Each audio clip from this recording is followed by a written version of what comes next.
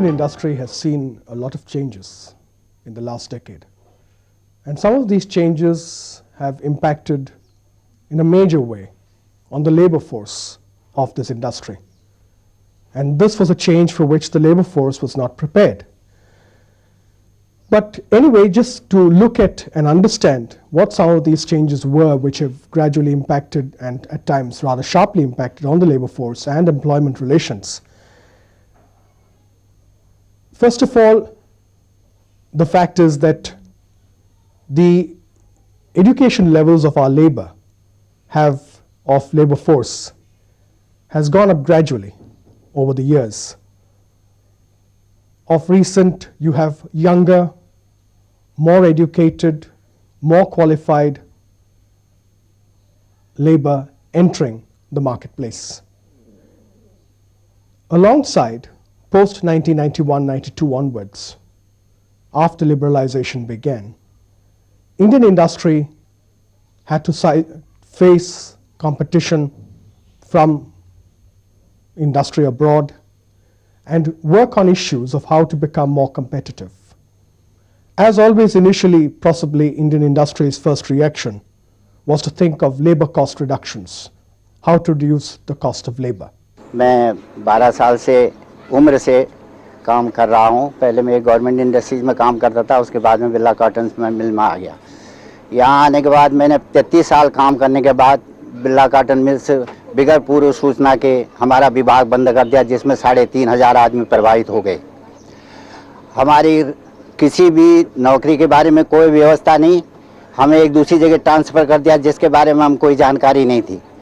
तो उसके तब से आज तक हम बेकार हैं और अब हमें मकान खाली करने के नोटिस दिए जा रहे हैं और हमारा पैसा भी जो है वो कंपनी के पास ही है, कोई हिसाब किताब नहीं है।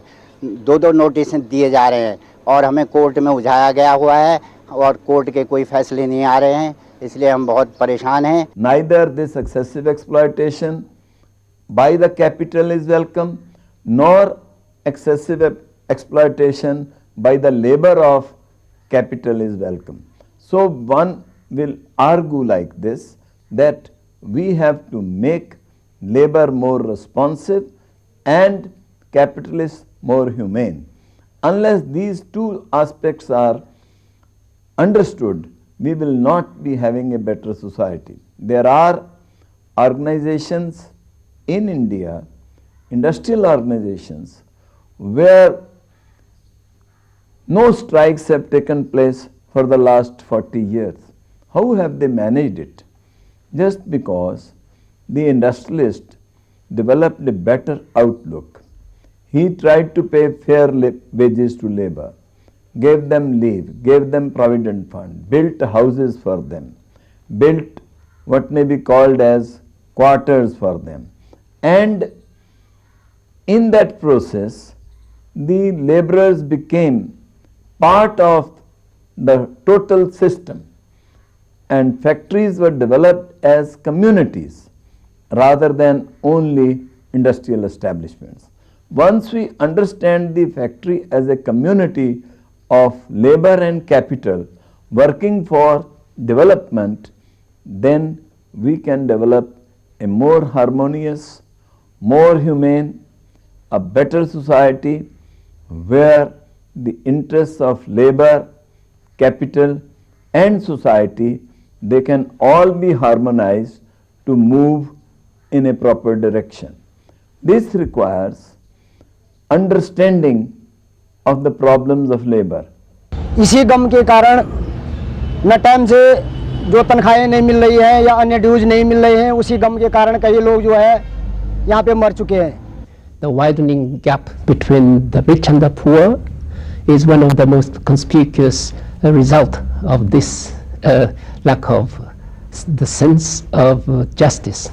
And so I would like to propose to replace GDP economics by Gandhi economics that will take into account unquantifiable precious values. लेकिन हम प्रण करते हैं, जब तक हमारे अंदर जान रहेगा, जी जान लुटा देंगे इस गेट के ऊपर। जो हमारा प्रतिवाद करने आएगा उसको तोड़ के रख देंगे, लेकिन हम किसी के सामने झुकेंगे नहीं। if we continue a conflict relationship, then it is going to cost the society heavily. This may be called as the social cost of restructuring. For instance, if the capitalists only try to subdue labor, they will be leading to resentment. क्यों मजदूर को इस तरीका से तुम गला दबा रहे हो? मजदूर कौन सा गुनाह किया है? आज जो व्यक्ति यहाँ पर 30 साल काम किया, जो व्यक्ति 25 साल काम किया, वो अपना काला बाल से यहाँ पर आया था, आज सफेद बाल हो गया, आज उनकी बच्चे की शादी नहीं हुआ, किसी के बच्चे मर चुके हैं, कोई व्यक्ति मर गए, किसी की जमीन जायदाद बिक गया, इसके बारे में कौन बोलेगा? If you want to reduce the social cost of restructuring, that is, the painful aspects have to be minimized, then the best course would be that we may develop an approach of understanding, a conciliatory approach, rather than a suppressive approach, rather than a dominating approach, in which now in the changed scenario we smother the rights of labor. That would not pay to anybody. It can pay in the short run, but it cannot pay in the long run. And it was in this context that we found that Gandhi was a visionary and he could think better that the conflict approach, adversary approach, it would not lead to a stable society, it will lead to an unstable society where conflict will try to reduce production rather than raise production. A question that is often asked is that, is there a nexus or a relationship between the quality of work, the quality of output, and the protection of employment or protection available to employment of a labor force? To my mind, there's a clear relationship. Let us take one example which all of us are very well aware of, the Ambassador car. The Ambassador car is a very sturdy car, but in terms of technology and technological advancement in automobile technology, it's a car which over 30 years and 40 years, 50 years has remained unchanged. While it may have met the kind of requirements of the Indian market, Indian road conditions, as competitors entered the market, gradually the market of the Ambassador car declined and has finally declined very sharply. To this extent that a small family or anyone seeking to purchase a car for personal use is most unlikely to go out and buy an Ambassador car. Now, what are the consequences of this decision for the labor who are employed with the manufacture of that car?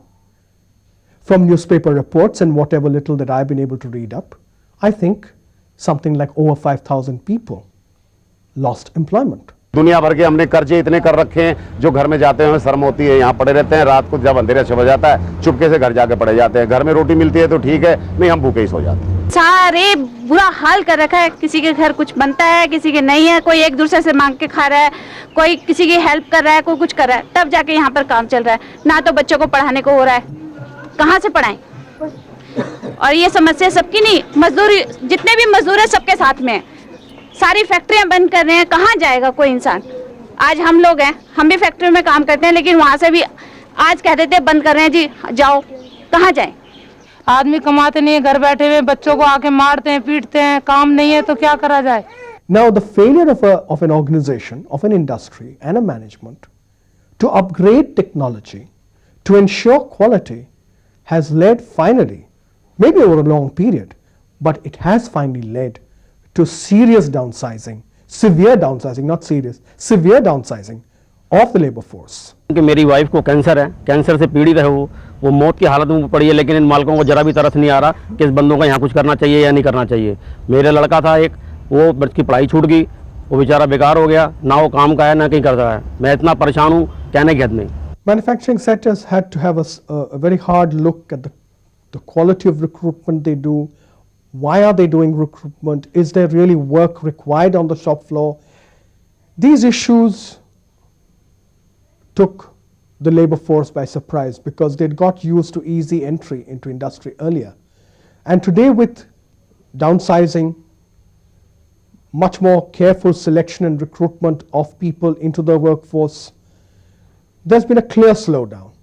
And for much of the labor force, those who are coming onto the labor force, this has been a bit of a shock, that employment is not easily available. The classical concept of multinationals being the giants only will give place to perhaps the individual multinational, the small size multinational company.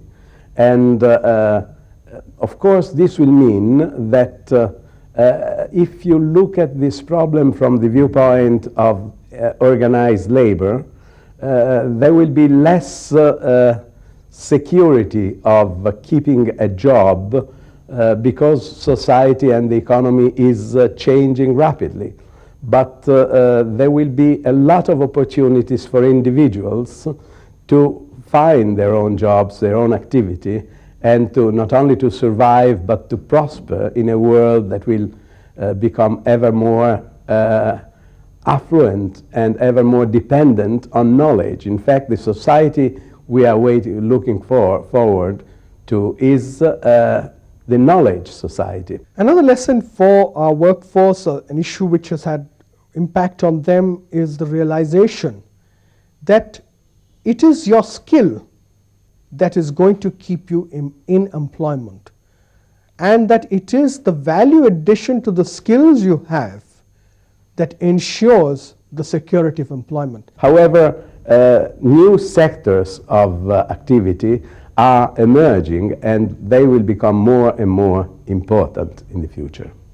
I feel that this will not happen without problems, however, because these new activities are more and more concerned with the creativity of the individual, with the outcome of many very small enterprises that become global because of the extreme power of IT and the internet. This is a lesson or an understanding which Indian labor force in industries where changes have been taking place, in such places workers have begun to perceive this. It has caused apprehension, it has caused anxiety, but those who've been able to understand it and that this is part of the changes taking place worldwide have responded by trying to upgrade their own skills, either through additional programs, diplomas outside, or by seeking knowledge from ensuring that the management gives them such programs and training internally. The trade unions will have to rethink their role. They can no longer continue their performance on the basis of treating the problems of industry as they used to do in the problems in the time of industrial society. They will have more and more to request education for workers, education for the children of the workers. They will have to request continuous training. They will have to accept mobility and to take advantage of mobility. The world will be different, and I believe this is a challenge not only for capitalists but also for the trade union leaders that will have to have the imagination that is necessary to live in this time. ये 2-4 रुपया का हिल्ला मजदूरी करके मेरा पेट भर रही हूँ। ये मजदूरी करके मेरे घर में कोई चारा नहीं है, या सवाई और कोई मजदूरी नहीं है मेरे पास, और सलवानिया ने हमारे को निकाल दिया यहाँ से। नौकरी करे 20 साल हो गए नौकरी करता हूँ यहाँ। But the fact of the matter is that always now, or this is more likely to be the pattern, that there'll be a certain area of work at the core where certain core skills are required, and a certain number of people will have those core skills and will stay in that employment for a longer period of time, whereas around them will be a periphery of people who may be larger in number and who will be employed for shorter phases of time. So what this larger number of people need to prepare themselves for and this is not just at labor force level in terms of workers, but even at level of management and junior management, they need to prepare themselves for upgrading their knowledge, acquiring new skills, so that they are available to work in a new area of work 5 years down the line, 10 years down the line. This may seem harsh, but this is the way work is shaping, and this is something which is not going to easily reverse or change. The pace of it may slow down to some extent as the years go by, but that is a matter of debate, and that is something we need to see. So, in a sense, our whole definition of what is secure in an employment, that will have to change. And maybe along with it, we'll also have to change how we write law to protect employment and how we manage people to create security. Security is created also by the way in which people are handled and treated.